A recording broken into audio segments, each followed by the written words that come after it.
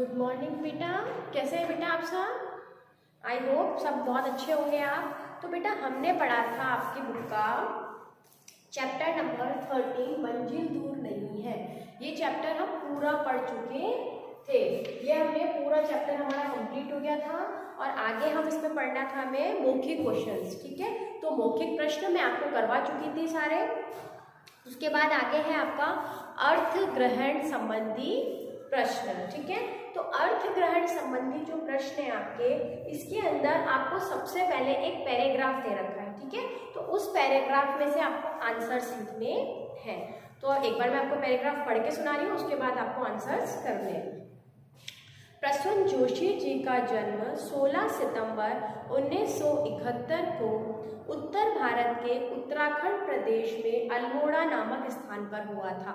ये हमने पहले भी पढ़ा था, उनका जन्म कहाँ होता? उत्तराखंड प्रदेश के अल्मोड़ा नामक स्थान पर हुआ था। 16 सितंबर 1971 को हुआ था। उनके बचपन के दिन अल्मोड़ा में सुंदर प्राकृतिक वातावरण में बीते। उनके पिता का नाम श्री डी.के. जोशी थे। वे PCS ऑफिसर के प्रादेशिक रूप में प्रादेशिक शिक्षा विभाग में सहायक निदेशक के पद पर नियुक्त है। उनकी माता का नाम क्या था बेटा? सुषमा जोशी है, जो राजनीतिक विज्ञान की लेक्चरर है एवं ऑल इंडिया रेडियो से पिछले 3 दशकों से, पिछले 3 दशक, दशक में कितने होते हैं? एक दशक में 10 ईयर्स होते हैं, तो 3 दशक का मतलब कितने हो गए? 30 ईयर्स। 30 सालों से कार्यक्रम प्रसारित कर रही है। शास्त्रीय गायन में मैंने आपको बताया था, शास्त्रीय गायन मतलब क्लासिकल म्यूजिक में उनके माता पिता दोनों सिद्धहस्त थे, बहुत ही माहिर थे। प्रसून को बचपन से ही परिवार में संगीत, अनुशासन शिक्षा और सुरुचिपूर्ण ढंग के वातावरण में जीवन यापन करने का सुअवसर प्राप्त हुआ। यानी उनको शुरू से ही बहुत ही अच्छा माहौल जो है वो प्राप्त हुआ था। तो अब हम इसके आंसर्स जो है मैं आपको बोर्ड पे करवा रही हूँ बेटा, बहुत ही अच्छे से देखना है और मात्राओं की कोई गलती आपको कॉपी में नहीं करनी है। तो आपका पहला क्वेश्चन है, प्रसून जोशी का जन्म कब और कहाँ हुआ था? तो ये हम कर रहे हैं अभी अर्थ ग्रहण संबंधी, अर्थ ग्रहण। ठीक है, ये आपका है आंसर नंबर 1। लिखेंगे प्रसून जोशी का जन्म, प्रसून जोशी का जन्म 16 सितंबर 1971, 16 सितंबर 1971 को हुआ था। ठीक है, को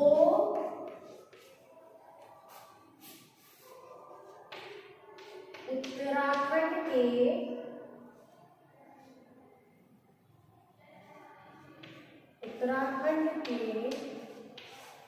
एक राज्य का नाम है, तो उत्तराखंड राज्य के अल्मोड़ा नामक स्थान पर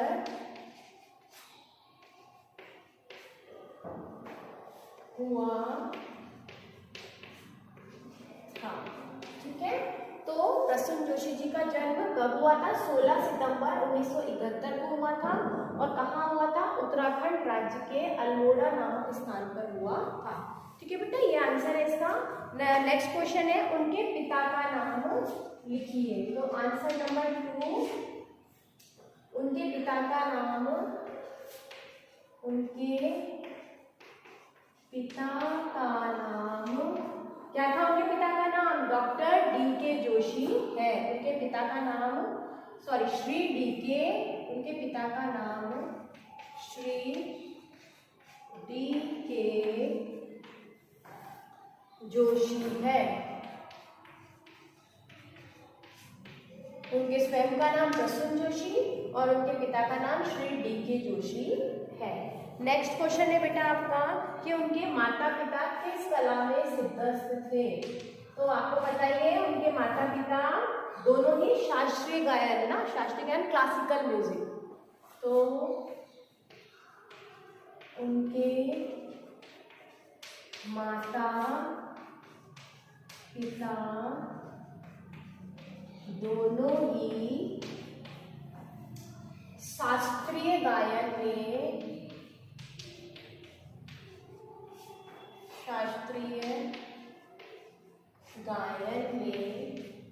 क्या है, सिद्धस्त है।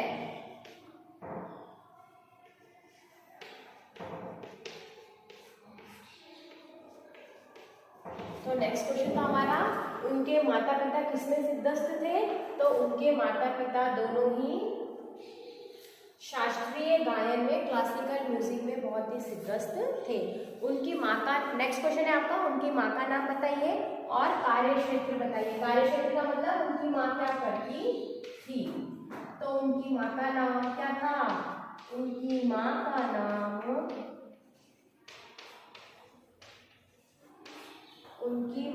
नाम सुषमा जोशी है। सुषमा जोशी है। और वे क्या करती थी? जो कि राजनीति विज्ञान है ना, यानी कि पॉलिटिकल साइंस की टीचर है।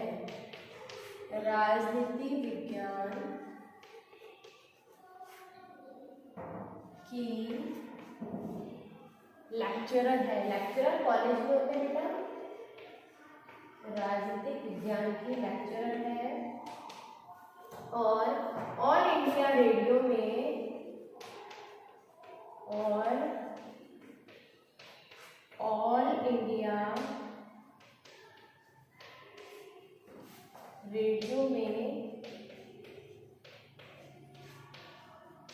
कितने दशक बताए थे मैंने आपको? 3 दशक। 3 दशक का मतलब 30 वर्षों से, 3 दशकों से कार्यक्रम दे रही है। कार्यक्रम प्रसारित कर रही है।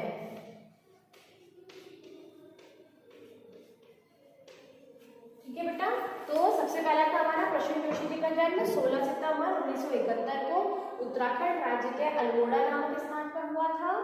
और उनके पिता का नाम क्या था? श्री D.K. जोशी है।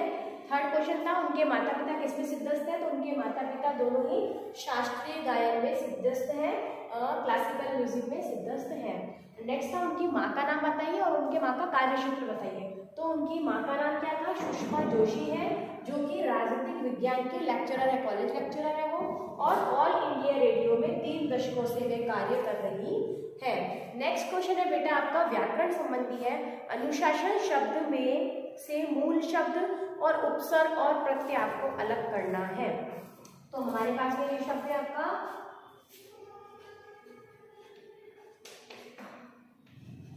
अनुशासन।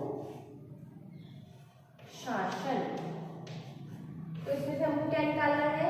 एक तो उपसर्ग निकालना है। उपसर्ग जो कि शब्द के आगे लग के अर्थ में परिवर्तन कर देते हैं। तो उपसर्ग कौन सा है इसमें? अनु। ठीक है। ये शासन क्या है? इसका मूल शब्द है। ठीक है, मूल शब्द क्या है इसमें? शासन है। और अनु इसमें क्या निकाल दिया हमने? उपसर्ग निकाल दिया। तो अनु क्या है इसमें? उपसर्ग। और मूल शब्द क्या है इसमें? शासन। शासन है इसमें मूल शब्द। ठीक है। और इसमें क्या निकालना है? सॉरी, ओके, अनुशासित।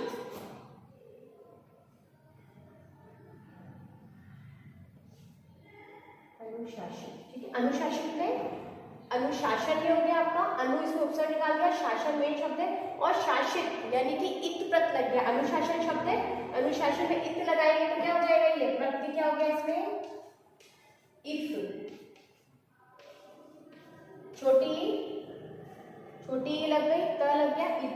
ठीक है। तो जो मूल शब्द है जिसमें उपसर्ग और प्रत्यय लगाया गया, मूल शब्द हमारे पास में क्या है? शासन है।